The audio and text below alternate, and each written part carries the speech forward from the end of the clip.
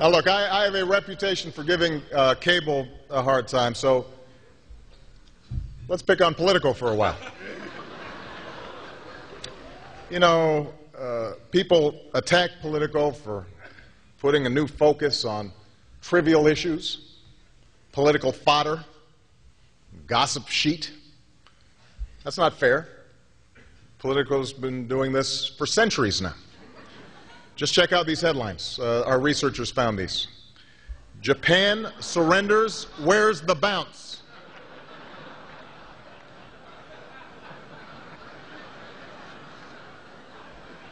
And then there's this one. Lincoln saves Union, but can he save House majority?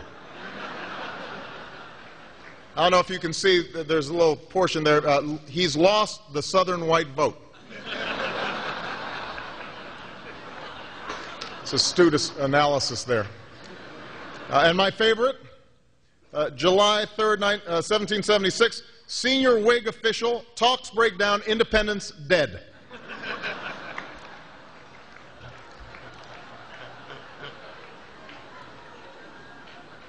So this is nothing new.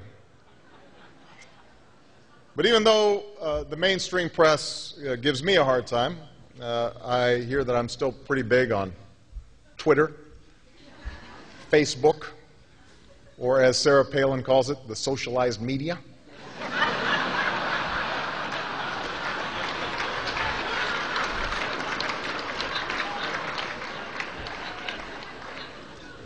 Of course, that's not the only thing that we've been accused of socializing this year. You might have heard we passed a health care bill, and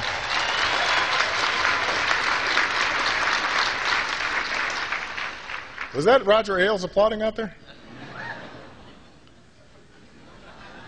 Some Republicans have suggested that the bill contains a few secret provisions.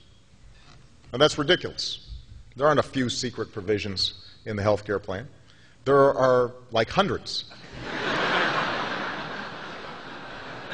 Tonight, in the interest of transparency, I'd like to share a couple. Let's see. This provision is called the Bay State of Denial. It reads, this bill shall cover short-term memory loss related to the passage of Massachusetts health care reform. So good news, Mitt, your condition is covered.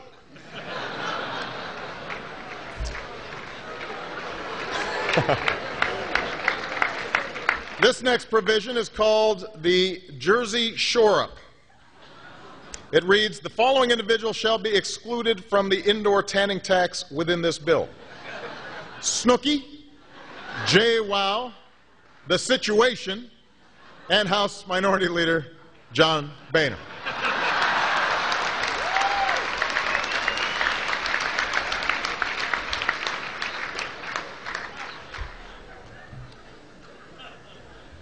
This provision ought to put a common misconception to rest. It says right here, if you do not like the ruling of your death panel, you can appeal.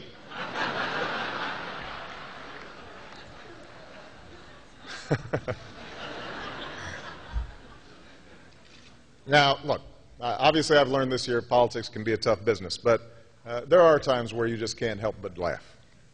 You know what really tickles me? Eric Massa.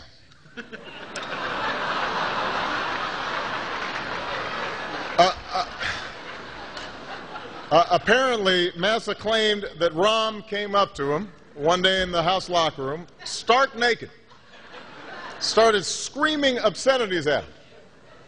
To which I say, welcome to my world.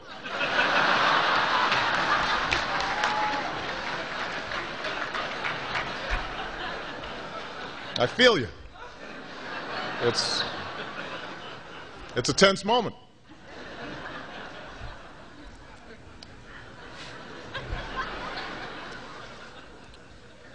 You know, even as we enjoy each other's company tonight, we're also mindful of the incredible struggles of our fellow Americans in the Gulf Coast, both those leading the efforts to stem this crisis and those along the coast whose livelihoods are in jeopardy as a result of the spill.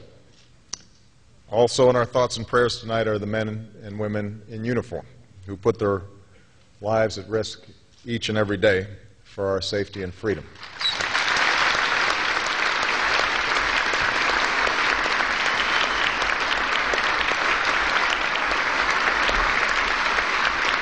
So in that spirit, I'd also like to pay a tribute to the journalists who play an extraordinary role in telling their stories.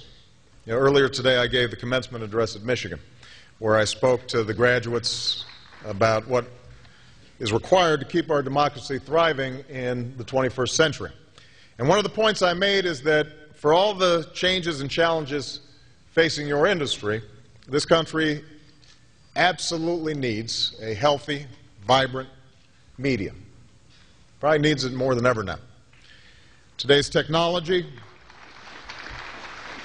has made it possible for us to get our news and information from a growing range of sources. We can pick and choose not only our preferred type of media, but also our preferred perspective. And while that exposes us to an unprecedented array of opinions and analysis and points of view, it also makes it that much more important that we're all operating on a common baseline of facts. It makes it that much more important that journalists out there seek only the truth. And I don't have to tell you that. Some of you are seasoned veterans who have been on the political beat for decades. Others here tonight began their careers as bloggers not long ago. But I think it's fair to say that every single reporter in this room believes deeply in the enterprise of journalism. Every one of you, even the most cynical among you, understands and cherishes the function of a free press in the preservation of our system of government and of our way of life. And I want you to know that for all the jokes and the occasional gripes, I cherish that work as well.